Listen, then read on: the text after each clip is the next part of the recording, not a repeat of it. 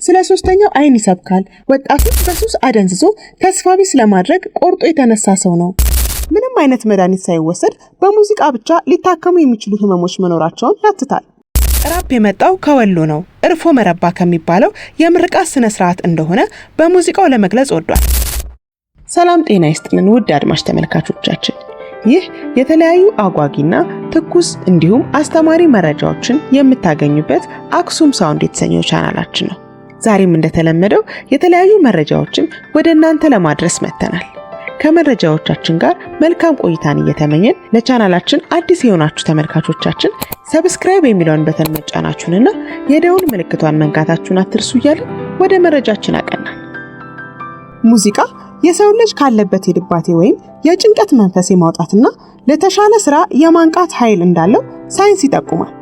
በተለይ በጠዋት ከእንቅልፋቸው እንደነቁ ሙዚቃን የሚያዳምጡ ሰዎች ቀኑን ሙሉ ለሚያደርጓቸው ክንውኖች የነቃ ተሳትፎን እንደሚያደርጉና ሙዚቃን ካልሰሙ ሰዎች በተሻለ ስራቸው ላይ አቅም እንደሚኖራቸው ሳይንስ ያስረዳል። በተጨማሪም ልክ እንደ ቴራፒም ያገለግላል።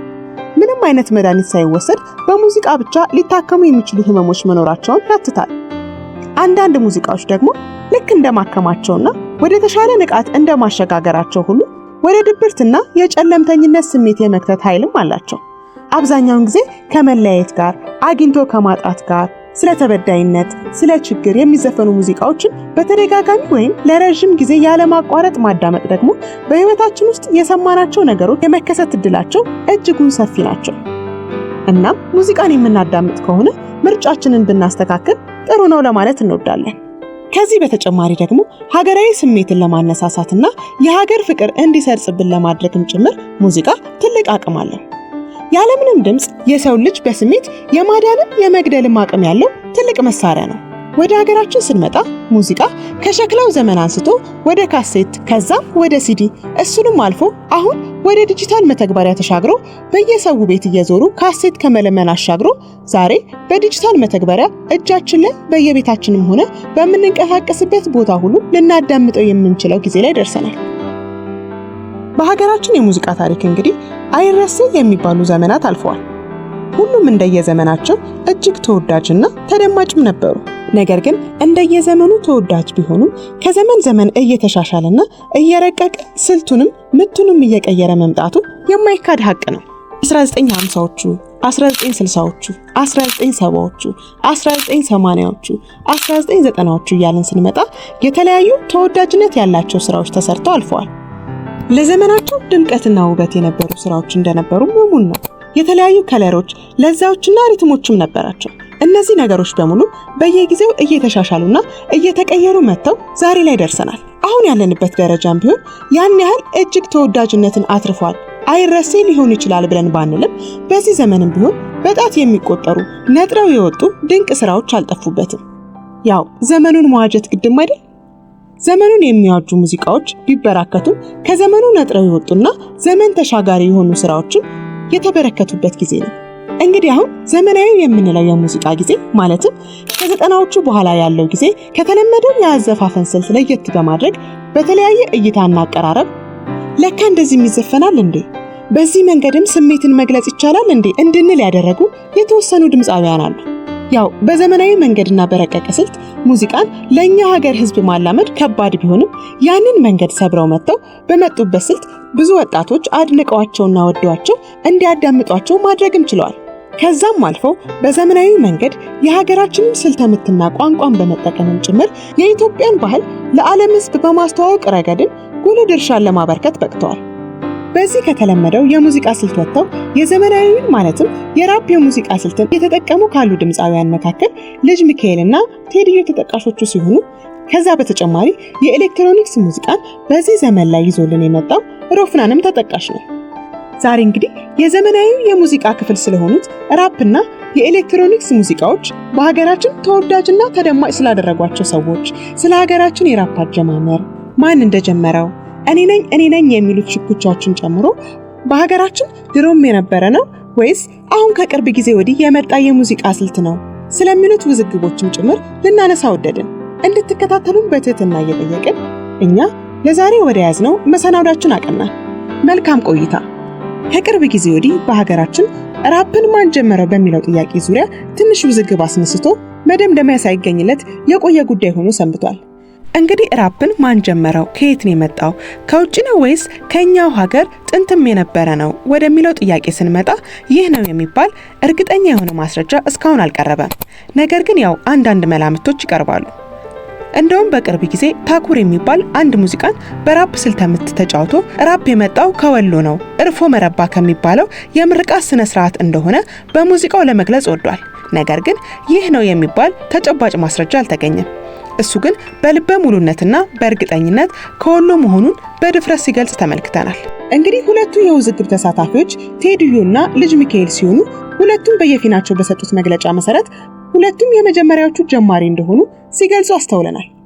እንግዲህ እንደምናውቀው ቴዲዮ በዘጠናዎቹ አጋማሽ ላይ ነበር ክለብ ገባሁና ሙዚቃው ሲለቀቅ መነቃነቅ ጀመርኩ አልኩኝና ነቅነቅ እያለ ባዜማው የራፕ ስልት ያለው ሙዚቃ የምናውቀው። ይህ ሙዚቃ ስልተምቱ የጉራግኛ ስለነበር ጉራግኛን ከለመድነው ስልተምት ውጪ በዘመናዊ መንገድ ሊያስደምጠን ችሏል። ከዛ በመቀጠል የተለያዩ ነጠላ ዜማዎችንና አልበምንም ለመስራት በቅቷል። ከአንድ ዓመት በፊት ባወጣው አልበም ውስጥ ባካተተው ዝናቡ የተሰኘው ዜማ ክሊፕ ከሀገራችን ባህል አንጻር አፈንግጧል በሚል ትንሽ አነጋጋሪ ሆኖ ሰንብቶም ነበር።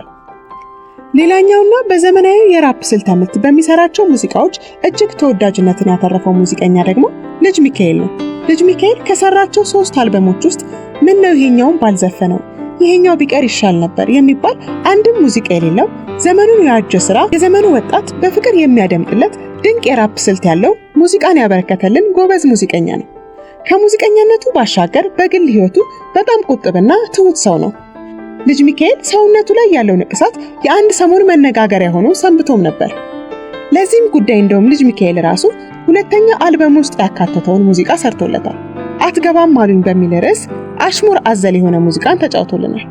እንግዲህ ልጅ ሚካኤል በሙዚቃዎቹ ውስጥ ስለ ውበት፣ ስለ ፍቅር፣ ስለ ባህል፣ ስለ ሀገር እንዲሁም ወጣቱ ተስፋ እንዳይቆርጥ ነገ የተሻለ ቀን መምጣቱ እንደማይቀር ዛሬን በመጣር ነገር መለወጥ እንደሚቻል የሚያትቱ ግሩም ሙዚቃዎችን በራፕ ስልት አስቃኝቶናል። እነዚህም ስራዎቹ በወጣቱ ዘንድ እጅግ መወደድን አትርፎለታል። በራፕ ስልት የትኛውንም ስሜት ምሉ አድርጎ መግለጽ ወይም ማሳየት እንደሚቻል በግልጽ ያሳየን ወጣት ሙዚቀኛ ነው። ሌላኛውና የሀገራችንን ሙዚቃ በዘመናዊ መልኩ ከዚህ በፊት ባልታየና ባልተሞከረ ስልት ከፍ ለማድረግ የቻለው ድንቅ ወጣት ደግሞ ሮፍናን ነው።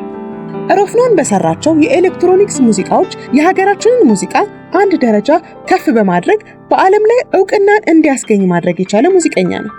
የሚሰራቸው ሙዚቃዎች ስልተምታቸው የሀገራችንን የተለያዩ ቦታዎች የሚዳስሱ በመሆኑ የኢትዮጵያን ባህል በማስተዋወቁ ረገድ እጅግ በጣም ጠቅሞታል።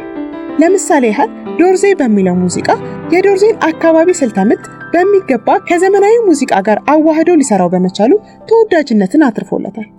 የኦሮምኛም ስልተምት ያለው ሙዚቃውንም እንዲሁ በሚሰራቸው ሙዚቃዎች ወጣቱን ከድባቴ የማውጣትና ወደ ተሻለ እይታ እንዲሸጋገር እንዲሁም ስለ አባይ ሰከላ በሚለው ዜማ ውስጥ ስለ አባይ አነሳስ ጀምሮ ስለ ሰው ልጅ ታሪክ፣ ስለ አመጣጡ፣ ምድር ላይ ሳለን ምን ማድረግ እንደሚገባን፣ ከአምላክ ጋር ስላለው ቁርኝነት ብቻ በአጠቃላይ ሮፍናን በተለየ እይታ ወጣቱን የማንቃት ኃይል ያላቸው ስራዎችን በመስራት ይታወቃል።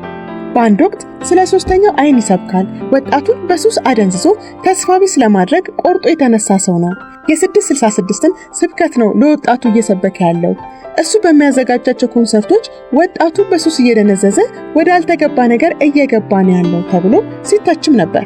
በተለይ ውጭ ሀገር ካለው ዩኒቨርሳል ከሚባል የሙዚቃ አሳታሚ ጋር ሲፈራረም ደግሞ ነገሩ እጅጉን ከሮ እርግጥም ይህ ልጅ 666 ነው የተፈራረመው ዓለም ላይ የ666 አባል የሆኑ ሙዚቀኞች ሙዚቃ ከሚያሳትሙበት ድርጅት ጋር ነው።